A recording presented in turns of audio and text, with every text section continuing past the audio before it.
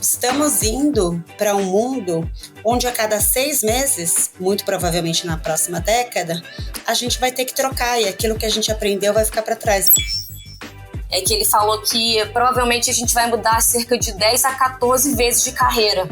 Então, com certeza a gente vai transitar por outras áreas e essa ideia de você ter que aprender e reaprender continuamente faz muito sentido nesse cenário. E esse é um grande desafio, porque a gente está medindo, a gente está meio que trabalhando já com tecnologias do futuro, usando as métricas do passado. E isso está dando um grande bug no sistema ali. Esse tema, né, de saúde social, ele vem muito forte dentro desse paradoxo que a gente vive entre hiperconectividade e uma epidemia da solidão, que já foi definida dessa forma, né, por se tratar também de números assustadores, e acho que vem impactando cada vez mais essas novas gerações também. Fala pessoal, eu sou Yuri Campos e hoje a gente vai falar sobre o futuro do trabalho. E para quem acha que a inteligência artificial vai eliminar todos os empregos, o Fórum Econômico Mundial apontou outra direção no seu último reporte sobre esse tema. Até 2030, a IA deve gerar um superávit de 78 milhões de vagas no mundo, ou seja, mais vagas vão ser criadas do que extintas com o avanço dessa tecnologia, pelo menos por enquanto. O problema é que a maioria das pessoas ainda não tem as habilidades necessárias para essas novas funções. Enquanto isso, robôs hiperprecisos ganham espaço nas fábricas, dispositivos vestíveis, os wearables, ajudam a monitorar a performance de colaboradores em tempo real e sensores conectados pela internet das coisas ajudam as empresas a tomar decisões com base em dados instantâneos. Nesse cenário, cresce também o debate sobre como equilibrar todos esses avanços tecnológicos com saúde mental, pertencimento e conexões humanas, em um futuro hiperconectado onde várias gerações vão dividir o mesmo ambiente de trabalho. Será que os profissionais e líderes de hoje estão preparados? Quais são as principais tendências de tecnologia e comportamento que devem moldar o futuro do trabalho? É sobre isso que a gente conversa agora com a Natália Coelho, pesquisadora do Lab de Tendências e uma das autoras do report Sinais de Mudança, Futuro do Trabalho, que a gente acabou de lançar com diversos cases reais de empresas, desafios e oportunidades mapeados e muito mais. Para quem quiser baixar o report, o link vai estar aqui no descritivo desse episódio. E para somar demais nessa conversa, está aqui também a Michelle Schneider, professora convidada na Singularity University, palestrante internacional, sócia da consultoria de IA Signa & Cypher e autora do livro O Profissional do Futuro, Como se preparar para o mercado de trabalho na era da IA, lançado em abril pela editora Buzz. Mas antes de chamá-las aqui, um pedido rápido para você, não deixe de seguir ou favoritar esse podcast na sua plataforma preferida e se puder, dá 5 estrelas no Spotify ou um like onde você estiver ouvindo, porque isso ajuda muito para que esse conteúdo possa chegar a cada vez mais pessoas. Bora para a conversa.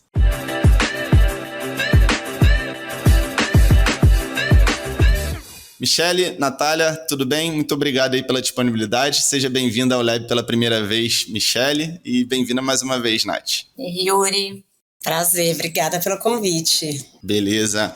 Queria começar, acho que já com você, Michelle, porque a gente estava falando aqui no off um pouquinho sobre IA, né? E aí você falou dessa consultoria que você está trazendo com o Ian B. Craft, que é uma pessoa que tem bastante destaque dentro dessa temática, inclusive estava no SXSW do ano passado, e ele trouxe muita importância da adaptabilidade. Ele disse, eu peguei até tinha pego uma frase dele por coincidência, nem sabia que você estava nessa empreitada com ele. Ele disse, eu não sou o que sei, eu sou o quanto consigo me adaptar.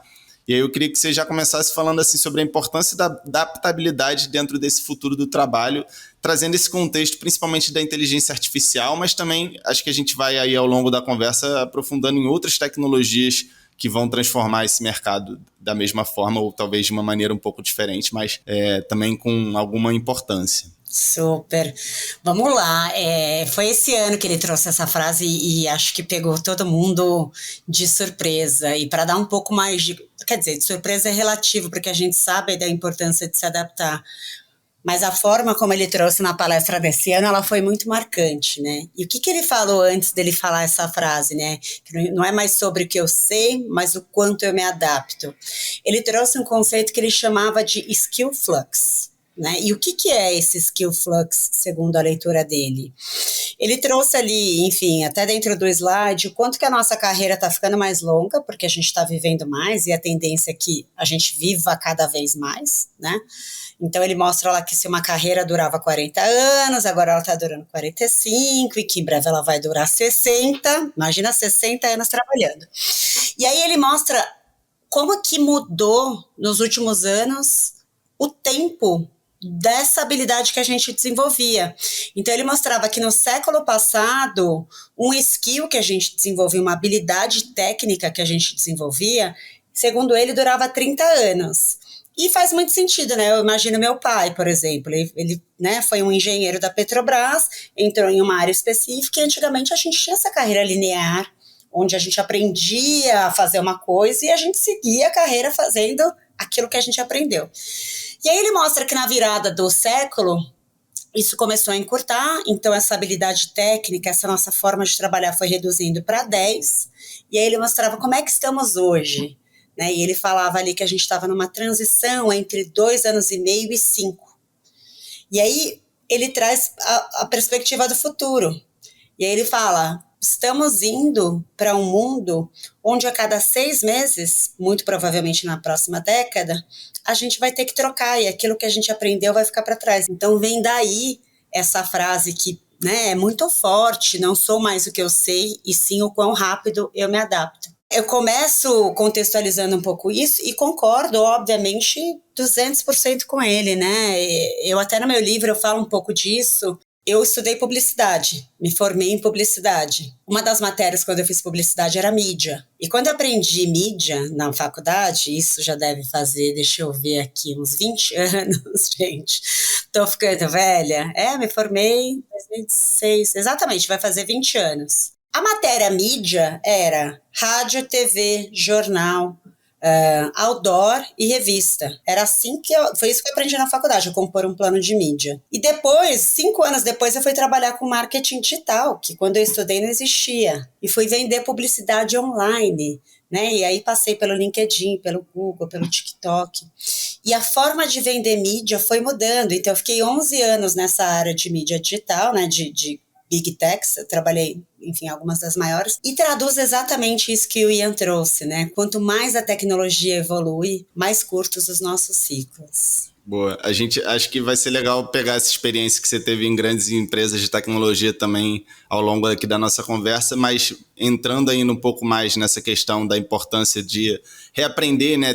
Nath, a gente fala desde que a Casa Firjan inaugurou, né, em 2018, aquela famosa frase do Alvin Toffler sobre a importância de aprender, desaprender, reaprender. Aprendizagem contínua, né? Exatamente, lifelong learning, né? Aprendizagem contínua. Queria, já que a gente, né, por acaso começou a conversa, aliás, não por acaso, né? A gente começou a conversa sobre o futuro do trabalho trazendo essa importância do reaprendizado. Como que isso se conecta aí com o reporte do futuro do trabalho que a gente está lançando agora? Queria que você falasse um pouquinho do reporte sobre essa perspectiva para depois a gente avançar em outras temáticas. Beleza.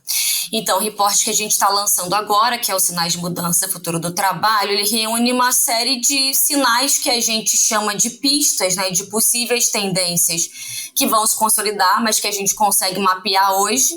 Então, a gente aponta principais tendências que a gente tem observado para esse contexto do trabalho.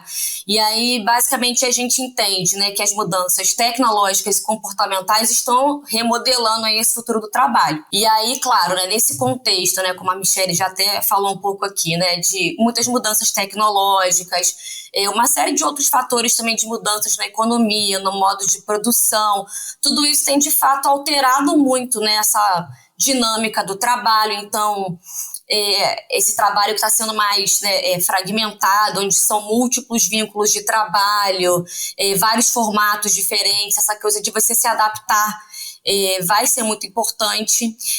Outro ponto também interessante é a gente pensar também nessa multidisciplinaridade, né? Você também saber passear em diferentes áreas do conhecimento, integrar isso também de alguma forma, né? Você ampliar seu repertório de conhecimento vai ser muito importante. A adaptabilidade também, como ela já falou. Um outro dado também interessante que eu tinha visto acompanhando as palestras do SXSW, de um outro futurista, é que ele falou que provavelmente a gente vai mudar cerca de 10 a 14 vezes de carreira. Então, com certeza a gente vai transitar por outras áreas e essa ideia de você ter que aprender e reaprender continuamente faz muito sentido nesse cenário, né? Que você vai ter que, enfim, passear por diversas áreas, né? Então, acho que é mais ou menos isso que a gente tenta trazer um pouco aí na nossa pesquisa, assim, esse olhar. A expectativa é que a inteligência artificial vá suprir cada vez mais a necessidade de competências técnicas, né? Por isso que se atribui tanta importância sobre as competências. E aí, enfim, acho que pode até ser polêmica essas nomenclaturas, né, de competências socioemocionais ou competências comportamentais. Eu não sei como é que vocês, Michele, talvez como você costuma chamar, acho que você até no livro colocou competências emocionais, né?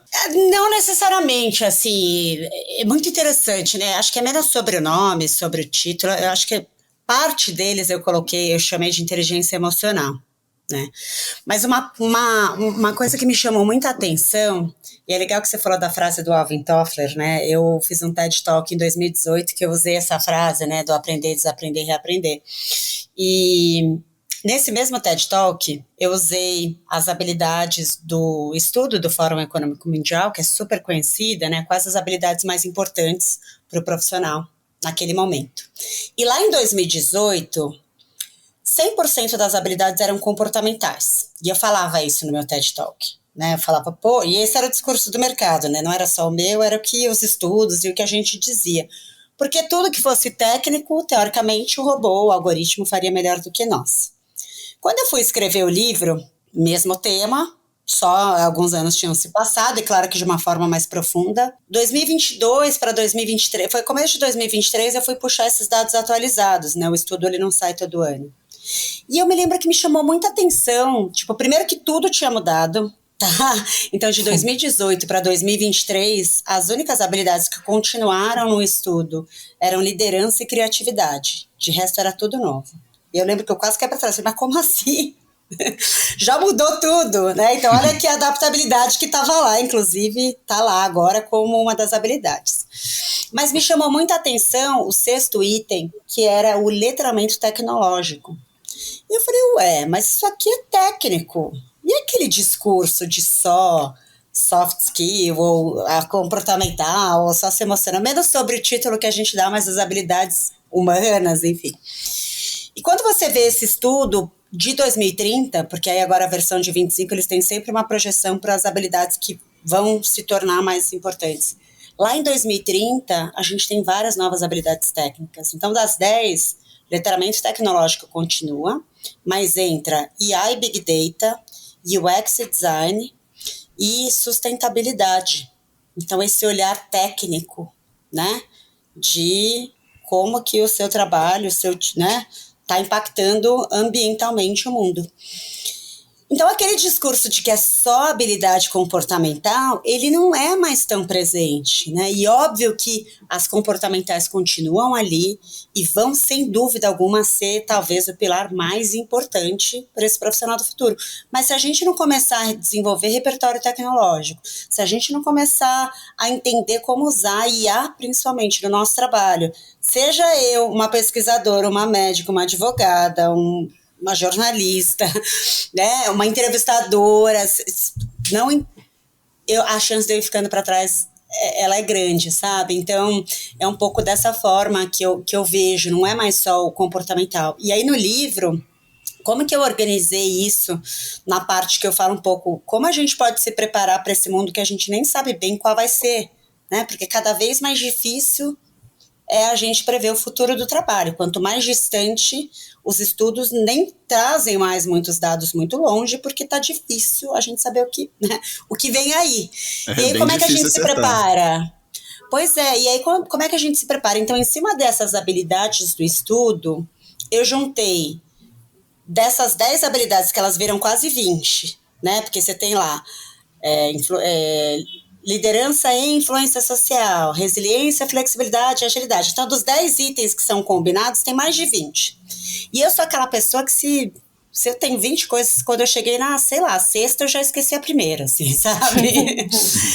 Então, eu comecei a estudar e ler muito, e eu vi que tinha muita conexão entre essas habilidades, e eu compus 4 grandes blocos, né, desse profissional do futuro combinando essas habilidades. Então, como que eu, assim, na minha leitura, trago o perfil desse profissional do futuro e um pouco como que a gente se prepara? O primeiro capítulo de habilidades, eu juntei do estudo 4 habilidades, na verdade 3, tá? Então, eu peguei curiosidade, aprendizagem contínua, né? Aprendizado contínuo, lifelong learning, enfim, e criatividade. E eu coloquei tudo isso num capítulo que eu chamei de mente inovadora. E por quê? Porque para mim tudo isso está absolutamente conectado. Quanto mais curiosa eu for, mais coisa nova eu aprendo. Quanto mais eu amplio o meu repertório, que tem tudo a ver aqui com o que a Ana acabou de falar, né? De áreas diferentes, de repertórios diferentes, mais criativa eu fico, porque eu tenho mais repertório e consigo conectar mais os pontos. Então esse foi, né, conectando aí com habilidade, foi o primeiro pilar de habilidades. O segundo eu chamei de letramento tecnológico, que é a gente dominar as ferramentas de IA e esse repertório de tecnologia. O terceiro, esse lado emocional, né? Então, das habilidades do estudo, eu trago o autoconhecimento, que não é Michele falando, é o Fórum Econômico Mundial dizendo quão importante é isso e eu amo, né? Motivação, empatia escutativa, e eu trago no pilar de inteligência emocional. E o último pilar de habilidade, eu junto as habilidades de resiliência, flexibilidade e agilidade, e eu trago no capítulo de saúde mental. Então, eu sei que eu estiquei um pouco a sua pergunta, me perdoa aí, mas já quis aproveitar que o assunto era habilidade e expliquei, né, um pouco desse meu olhar de que não é só soft ou humana, ou o nome que quiser dar, e um pouco do meu olhar de como eu compus aí para poder ajudar as pessoas a se organizarem um pouco melhor, a se preparar para o futuro. Você quer complementar, Nath? Quero. Então, nesse reporte especificamente, a gente não desenvolve, não elabora tanto essa parte aí das habilidades, a gente menciona claramente, mas a gente usa muito o relatório do Fórum Econômico, que é o Future of Work, né, para também realizar pesquisas, né, como fonte de informação, um relatório muito bem elaborado, com vários dados interessantes, e eles realmente apontam aí quais são as habilidades mais que vão ser mais demandadas, né, que estão em crescimento, mas o próprio relatório também aponta que cerca de 40% das habilidades vão se transformar até 2030. Então, como a Michele também reforçou, né, as habilidades vão se transformar. Mas, para além das habilidades que o Fórum elenca, né, como muito fundamentais, importantes, eu acho que nesse contexto muito maquínico, né, onde a gente começa a perceber que a tecnologia não só é capaz de desempenhar, né, as funções mais operacionais, a gente também começa a perceber aí a tecnologia talvez adquirindo, né, ou tentando replicar habilidades e características humanas como a própria criatividade, né? É claro que, assim, uma coisa que eu acho também importante a gente pensar, né, acho que esse novo paradigma que a IA vai trazer, né, da criatividade, se isso é essencialmente habilidade humana, vai entrar nesse debate, essa discussão, mas eu acho que, para além disso, pensamento crítico é uma habilidade que é super importante para você justamente lidar com essa integração, né, com a máquina, né, enquanto ser humano, né, que é essa habilidade de você conseguir analisar as informações de forma reflexiva, né, questionadora, e é uma habilidade que você consegue aí desenvolver ao longo da vida, não só na universidade, mas em outras esferas também, adquirindo esse repertório, como a gente falou, né, cultural, filosófico, né, enfim, todos esses conhecimentos. Mas também essa questão de originalidade e autenticidade, porque se a máquina vai conseguir de alguma forma replicar funções criativas, talvez também a gente comece a ver uma onda de conteúdos muito pasteurizados, muito homogêneos, né? Então talvez essa criatividade mais autêntica, humana, onde a gente recorre a outras fontes de inspiração para criar, talvez seja muito relevante para esse futuro, né, emergente. Boa.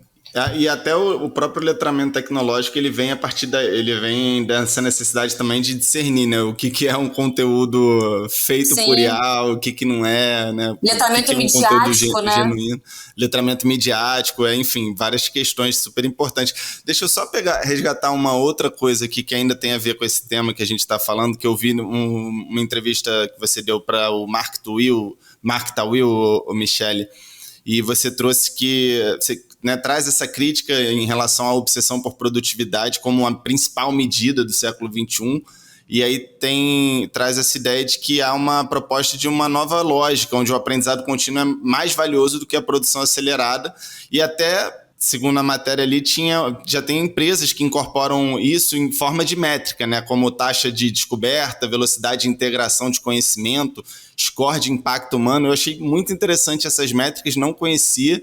Queria que você falasse um pouquinho sobre isso, assim, sobre essa lógica de você metrificar também a aprendizagem, já que a gente está concordando aqui que é uma das coisas mais importantes para o futuro do trabalho. Pois é claro que é muito incipiente isso ainda, né? E não adianta a gente achar que isso já escalou, mas a gente vem dessa era onde tudo tem que ser metrificado, tudo tem que ser mensurado, é KPI de tudo, e eu tenho vivido muito isso no dia a dia, no momento que as empresas vão definir a estratégia delas de IA. Então, o que começa a acontecer? Poxa, eu tô ficando para trás. Aí eu vou lá, compro um monte de licença de ChatGPT ou, né, concorrentes para a empresa, e aí eu entrego para elas, e aí, primeira semana todo mundo usa e daqui a pouco ninguém mais está usando. Por quê? Porque você não treinou. Você investiu muito em tecnologia, não investiu em capacitação, em educação. E isso muito provavelmente vai mudar nos próximos anos. A necessidade não é só tecnológica, né? Que é justamente as pessoas não têm o letramento. Você está jogando a ferramenta na mão delas e elas não sabem o que fazer com aquilo. E aí a gente já vê de uma forma ainda muito incipiente empresas que já nascem com IA. Empresas AI native, que para essas é mais fácil, né? Porque você pega uma empresa que já está nascendo enxuta, que já está nascendo com tudo integrado em IA, você vai trazer métricas muito diferentes e de forma muito mais ágil do que você pega um incumbente gigante, cheio de processos, muitas vezes lentos, né? E esse é um grande desafio, porque a gente está medindo... a gente está meio que trabalhando já com tecnologias do futuro, usando as métricas do passado, e isso está dando um grande bug no sistema ali. Uhum. E eu tenho visto muitos líderes, quando a gente vai ajudar, principalmente com a consultoria, tá? Que eu sou sócia, a Signal & Cypher, quando a gente vai ajudar a desenvolver a estratégia de IA dessas empresas, eles querem de cara KPIs, eles querem métrica, eles querem ROI. Mas quanto eu vou ter de ROI? ROI é o retorno sobre investimento. Então, assim, eu pus tanto de dinheiro, quanto que vai voltar? E isso é um tiro no pé no início dessa transformação, que não é mais digital. A digital, quem não fez está ferrado, né? Agora a gente está na transformação de IA. E por que é um tiro no pé? Porque normalmente quando você mensura, no curto prazo, a utilização, né, o ROI mesmo, o retorno sobre investimento, ele quase que cai, é quase que negativo no começo. Por quê? Porque a pessoa ela vai investir muito tempo para trabalhar de uma forma diferente. E no curto prazo, se eu quiser mensurar retorno, eu vou olhar e vou falar, isso aqui não está valendo a pena, tira. Quando, na verdade, ele cai no início, para lá na frente você ter um salto exponencial. Então, esse é um grande desafio. E tem algumas empresas que estão trabalhando de forma diferente, e que eu adoro, né? Uma empresa que, sem dúvida alguma, acho que está fazendo um trabalho brilhante quando a gente fala de IA aqui no Brasil, é o iFood. E o iFood lá atrás fez todo um trabalho de integrar todos os dados que eles tinham em vários sistemas diferentes. Fizeram um trabalho, né? A lição de casa que é a árdua, mas que é a base para você trabalhar bem com IA, de trazer tudo para dentro do sistema. Depois eles vieram para uma transformação cultural na empresa, onde eles disseram, né, começaram, claro que dando recurso, dando, enfim, treinamento, mas ficou claro que todos os profissionais do iFood deveriam aprender IA. O Diego Barreto, inclusive, deu uma palestra falando isso no Web Summit 2 semanas atrás. Eu estava lá, ele falou antes de mim no mesmo palco. E ele falou assim, isso foi claro. Quem não se adaptou foi ficando de fora. E aí a terceira camada, eu me lembro que eu fui fazer, eu já tive algumas já entrevistas com o Rafa Bossa, que é o VP de RH deles. E a minha primeira pergunta foi essa: como é que vocês mensuram e metrificam? E ele falou: a gente não mensura. Sabe por quê? Olha só. Ele falou assim, o uso da IA, no caso, né? No curto prazo, assim. Ele falou, porque se a gente começar a querer olhar na unha o impacto disso, a gente perde o big picture, né? A grande... É que não dá para traduzir big picture. Como é que seria em português, gente? A visão Você geral perde... da coisa. Obrigada, a visão geral, que é muito além desse pequeno ganho de produtividade no começo. Então, enfim, é um pouco esse o desafio. A gente quer mensurar da forma como a gente fez a vida inteira, algo muito novo, e se a gente ficar muito nessa métrica e quiser tirar da frente porque o resultado não vem no curto prazo, a chance de você ficar para trás em poucos anos é gigantesca. Boa. Nath, além da inteligência artificial, tem outras tecnologias, né, mapeadas no report como muito importante também. A própria, eu citei no início da minha fala, né, robôs hiperprecisos. Então isso também vem, né, um pouquinho nesse viés da substituição da mão de obra humana. Acho que neurociência é um campo também que está crescendo muito. A gente, inclusive, o último episódio aqui do podcast foi com a empresa ForBrain, que é pioneira no uso de neurociência para criar campanhas de marketing, criar produtos, serviços, enfim. E a partir disso tem várias tecnologias, né, de eletroencefalograma, monitoramento do olhar, que aliados com inteligência artificial, com internet das coisas, com sensores de dispositivos ultraconectados entre si, pode criar grandes mudanças também no mercado de trabalho, né? Tem até, vocês trouxeram também uma frase do Miguel Nicoleles, né, que é uma referência brasileira dentro desse tema, falando um pouquinho sobre essa importância. Queria que você falasse assim, que outras tecnologias mesmo que vocês destacaram aí no report, assim, que acho que a gente não pode deixar de falar também nesse episódio, para além da inteligência artificial. Lembrando que tudo vai se aliar com a inteligência artificial para se tornar mais potente, né? Seja lá a tecnologia que a gente vai falando. Vai ser um conjunto de tecnologias, né, Yuri? Mas aqui no report a gente também fala bastante sobre tecnologias vestíveis, então como que, né, esses wearables, esses dispositivos, roupas, acessórios também têm sido desenvolvidos para melhorar ali a qualidade de vida, né, a condição de trabalho ali, né, dos funcionários, né? Então, algumas empresas especificamente que criam vestuários para alguns setores, né, onde os trabalhadores ficam expostos ao ar livre. Então, para melhorar essa questão da termorregulação do corpo, então roupas inteligentes, né, com esse tipo de tecnologia.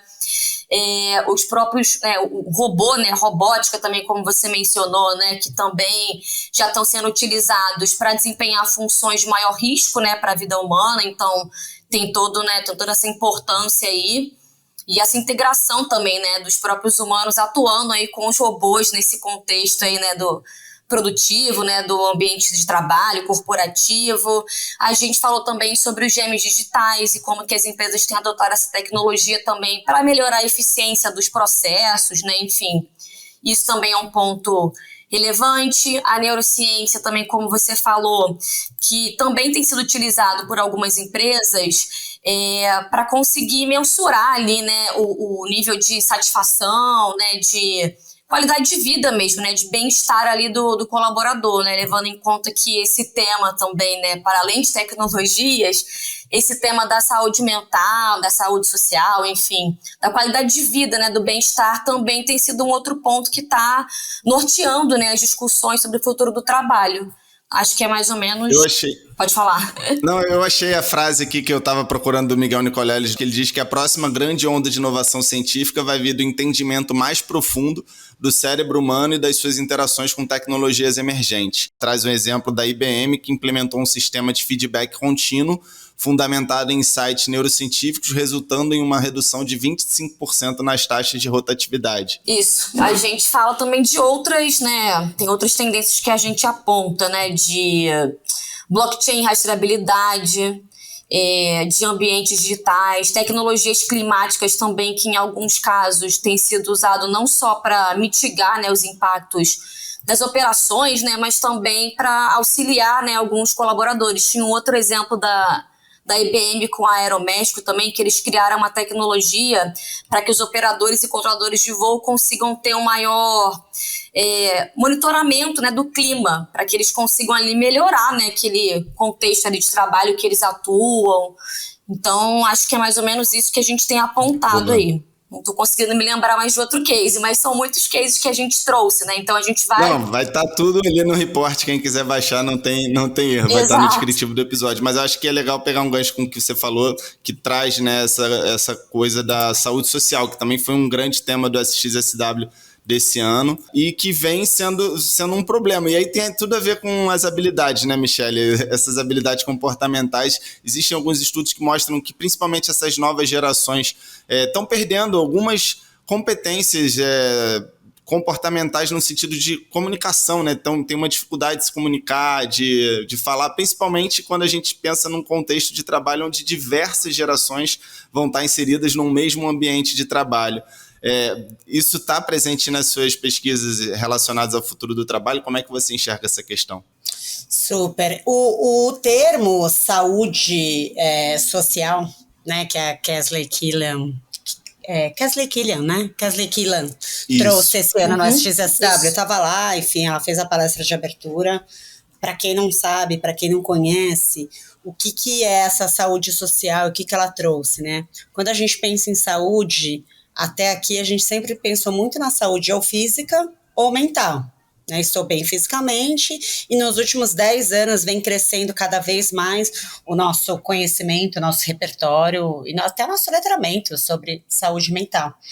E ela fala que o que vem aí, ela fala que a saúde social daqui uns 10 anos vai estar onde está hoje a saúde mental, que é um terceiro pilar da nossa saúde, que é da gente se relacionar.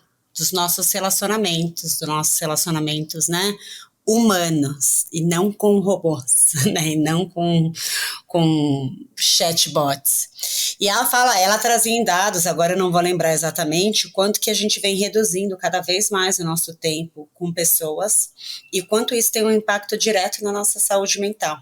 E que a tendência é que isso piore muito nos próximos anos, com o avanço da IA.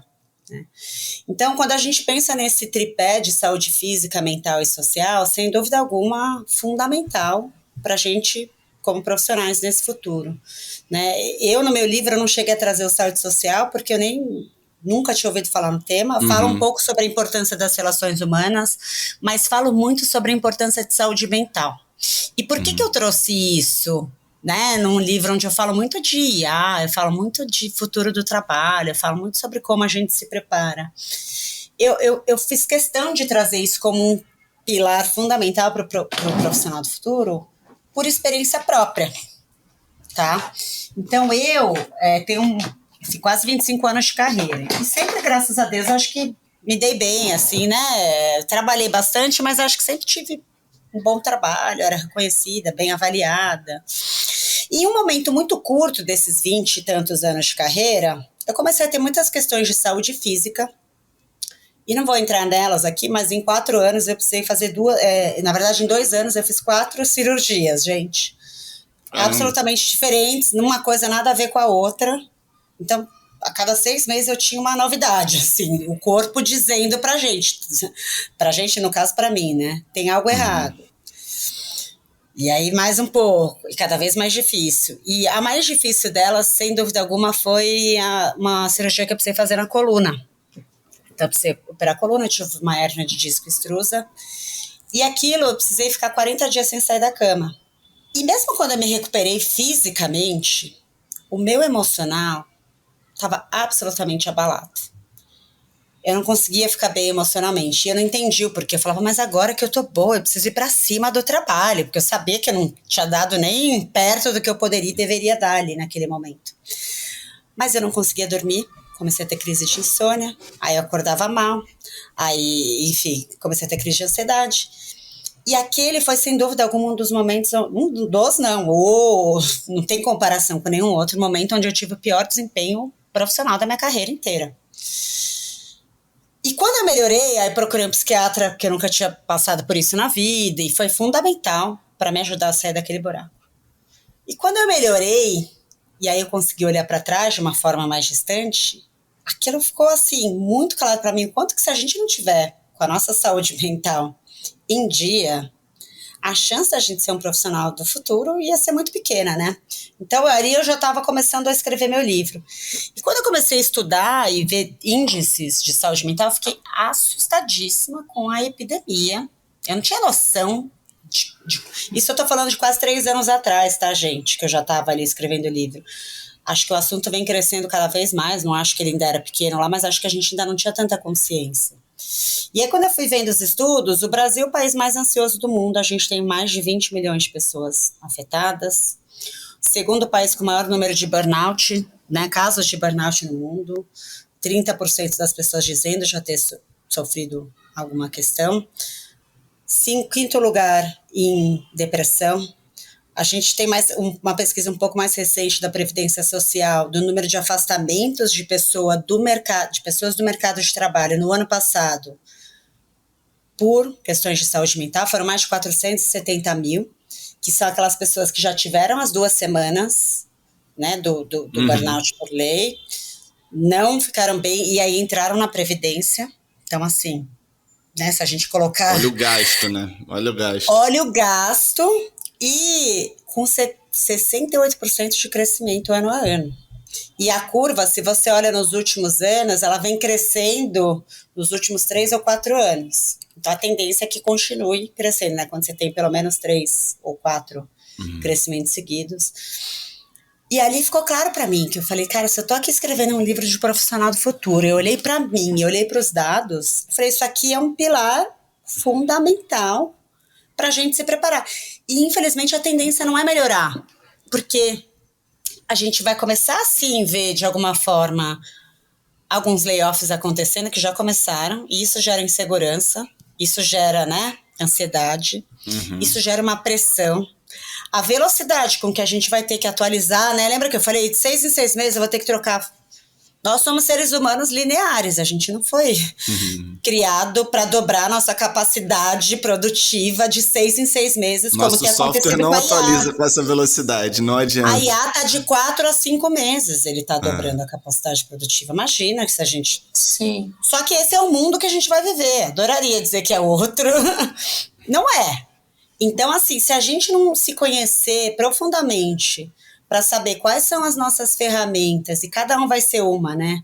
A Michelle aqui, para mim, esporte, meditação, meus hobbies, minha terapia, são algumas das minhas ferramentas para eu estar em dia. E se cada um se conhecer e não colocar isso como prioridade, a chance, né, da gente performar bem, porque a gente está até falando de performance, né? É cada vez menor. E para além da performance... muitas vezes é até sobre significado, porque muitas vezes, quanta gente está em cargos que de fora, né, às vezes está até performando, mas de fora tá tudo bem, da porta para dentro. E eu falo por mim. Quando eu recebi o convite para escrever o livro, eu tomava remédio para dormir, remédio para ansiedade, remédio para coluna, remédio para o lúpus, que eu tinha descoberto recentemente, remédio para uma sinusite crônica que eu precisei operar, remédio para tireoide e remédio para o estômago, de tanto remédio que eu tomava. Eu tava dando conta? Será que eu tava? Tipo... Você entende? E aí a gente vai se anestesiando e vai se dopando, e isso tem, infelizmente, sido a realidade de muita e cada vez mais pessoas. Então... foi muito interessante, porque quando me convidaram para escrever o livro, eu falei, poxa, que legal, um livro, topei. Foi aí que eu fui olhar para mim, olhar da porta para dentro, e eu nunca esqueço o dia que eu olhei para minha mesa de cabeceira cheia de remédio e falei, quem sou eu para falar de um livro sobre profissional do futuro? E eu fui pedir um tempo para a editora. Falei, cara, primeiro eu preciso estar bem, para daí eu ter propriedade para falar sobre o tema. E hoje, graças a Deus, eu tomo só 2 daquele monte. É o meu do lúpus, que eu diminuí pela metade, e o meu da tireoide, que é um remédio simplesinho ali, que gera menos efeito colateral. Consegui me livrar de tudo aquilo. Então hoje eu me sinto um pouco mais no caminho, e não quer dizer que daqui a pouco eu não tenha, né? A vida é assim, cheia de altos e baixos, mas sem dúvida alguma, para a sua pergunta, a importância da saúde mental e da saúde social, e essa saúde como um todo, física, mental e social, cada vez mais importante que a gente olhe com consciência para ela, né? Com estratégia. Qual que é a mista, né? A gente vai ter isso tem que ser algo pensado e planejado para tempos difíceis, né, e desafiadores que vem aí. Muito forte seu relato. Imagino quantas pessoas não devem se familiarizar de alguma maneira, né, com tudo isso que você falou, com todos esses desafios que você passou. E essa questão, e é legal, a gente já trouxe, né, todos esses dados assim, relacionados a índices de estresse, burnout, em episódios anteriores, em diversos conteúdos. A gente trabalha muito essa temática, né, na casa e na Firjan como um todo.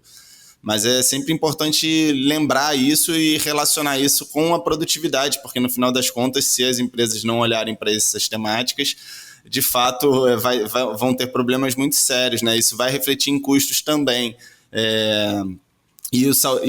Esse tema, né, de saúde social, ele vem muito forte dentro desse paradoxo que a gente vive entre hiperconectividade e uma epidemia da solidão, que já foi definida dessa forma, né, por se tratar também de números assustadores, e acho que vem impactando cada vez mais essas novas gerações também. Então acho que são pontos realmente que não tem como deixar de ser adereçados aí quando a gente fala sobre o futuro do trabalho, né, Nath? Sim, só para complementar, né? Acho que a Michelle falou super bem, mas para além desse autoconhecimento, né? Dessa consciência, enfim, individual, que a gente entende também que às vezes é complexo, dependendo, né, da classe social, não é muito acessível esse tipo de cuidado à saúde mental, infelizmente. Mas o que a gente percebe também é que as empresas vão ter que começar a se preocupar um pouco mais com isso. Já estão se preocupando em alguma medida, né? Então, tentando oferecer alguns programas ali de apoio, de suporte, né? Justamente porque também vai entrar em vigor, se eu não me engano, ano que vem, uma nova norma aí que vai, de alguma forma, responsabilizar um pouco mais as empresas pela saúde mental dos funcionários, né? Vai, enfim, impactar um pouco essa relação, né? Então, por isso a preocupação também das empresas em tentar dar esse suporte, né, de alguma forma. Para complementar, vou até complementar esse assunto, é a NR1, tá? E ela é uma lei que já existe há muitos anos no Brasil, onde o foco dela sempre foi proteger o colaborador, mas ele tinha outras categorias, né? Não vou me lembrar todas elas, mas é desde o risco de ergonometria até o risco químico, o risco de acidente de trabalho. Então, você já tinha uma série de normas que as empresas precisavam seguir para manter a segurança dos seus colaboradores. E o que muda a partir de agora de maio, então já está valendo para todas as empresas, começou agora, acho que era 27 de maio, tá para começar.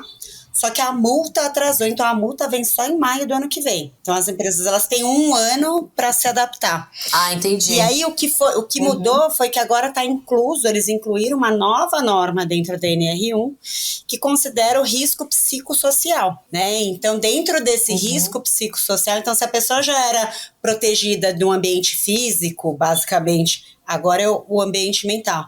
E ali você tem uma série de características, desde abuso, muita pressão, carga horária estendida, metas inacessíveis. Então, você tem uma série de características que essa norma começa agora a entrar em rigor e daqui a 1 ano, as empresas que não tiverem dentro começam a ser multadas. Boa, vou colocar o link também dessa nova norma aqui no descritivo do episódio. Assim como outras referências que a gente citou aqui ao longo da conversa, vamos para a nossa dica de ouro.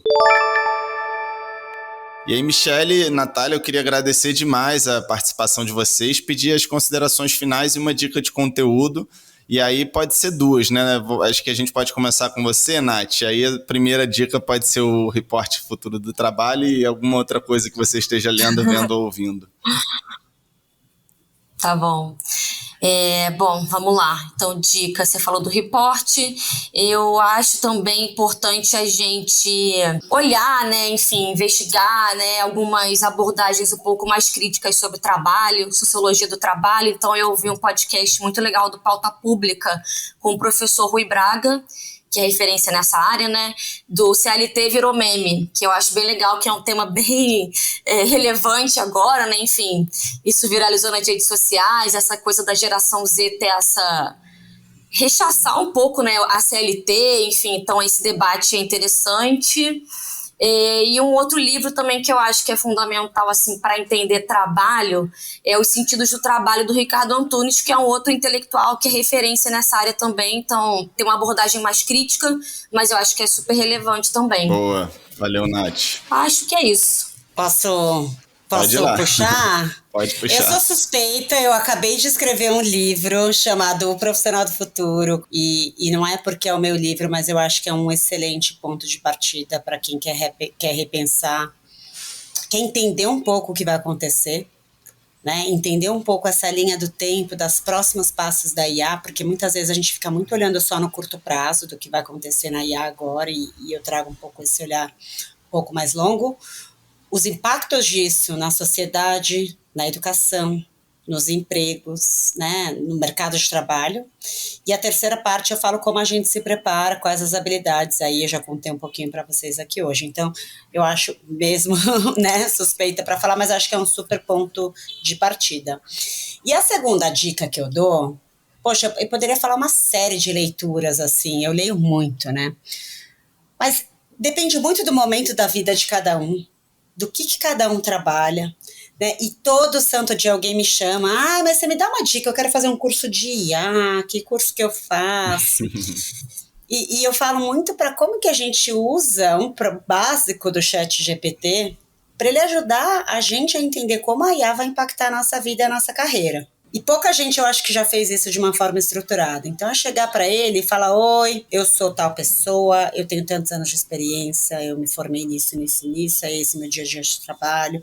Como a IA vai impactar a minha carreira no curto, no médio e no longo prazo? Ali, você já vai entender um pouquinho, porque não adianta, Michele, é muito genérico eu falar, né? Não sei, para cada pessoa vai impactar de um jeito. Depois de entender um pouco, como eu me preparo, que curso eu preciso fazer, e de graça, a gente tem muito curso de graça. A hora que você fala com o ChatGPT, que curso de graça existe para me recapacitar? Então, eu sei que pode ser muito básico aqui o que eu estou falando, mas acho que pouca gente usou dessa forma. Total, sabe? Muito boa dica. É tão simples, mas pouca gente fez isso ainda. Então, eu acho que ler meu livro e ter um copiloto ali de ChatGPT, ou seja, Copilot, Gemini, qualquer uma dessas ferramentas, todas de graça, te ajudando a repensar o seu futuro, eu acho que é um ótimo ponto de partida para você se planejar. Eu estudei futurismo, né? Logo que eu pedi demissão do mundo corporativo, eu fiquei 3 meses em Israel. E a primeira coisa que eu aprendi no primeiro dia de aula foi que a maioria de nós, a gente olha o futuro muito no curto prazo, né? E realmente faz sentido. E quando a gente tem esse olhar um pouco mais longo de para onde o mundo pode ir, por mais que é difícil a gente pensar o mundo lá no futuro, mas tem sinais, né? A Natália falou muito aqui de como é que a gente capta os sinais. Então, muito importante que a gente faça um pouco essa linha do tempo mais de longo prazo para a nossa carreira, porque, gente, vai mudar tudo na próxima década. E se a gente não se organizar, se a gente não se planejar, e eu falo que é planejar de 3 formas, tá? Tecnicamente, emocionalmente e financeiramente também. Eu tenho começado a falar isso. No meu livro eu não falei, mas agora eu já estou começando. A próxima versão eu vou colocar, porque a gente não sabe como vai ser a próxima década. E às vezes no momento de transição, que muitos empregos podem e vão, gente, deixar de existir. Até a gente se adaptar e estar pronto para um novo emprego que surgiu, ter uma base financeira, e claro que é super desafiador, porque a maioria das pessoas do país hoje mal dão conta de pagar próprio, né, o que tem para pagar. Mas quando a gente traz esse olhar de longo prazo, a gente consegue estar mais preparado para os imprevistos que possam vir para o caminho. Então, é um pouquinho essa dica que eu dou. Boa. Muito bom. Obrigado, Natália. Obrigado, Michele. Obrigado a você que nos ouviu até aqui também. Lembrando que a conversa não encerra agora. A gente está lá no Instagram, o @CasaFirjan, onde a gente compartilha muito conteúdo legal, além de manter a programação da casa sempre atualizada. E quinzenalmente na sua plataforma de áudio preferido para falar sobre o que você precisa saber hoje, para estar cada vez mais preparado para o futuro. Até o próximo episódio.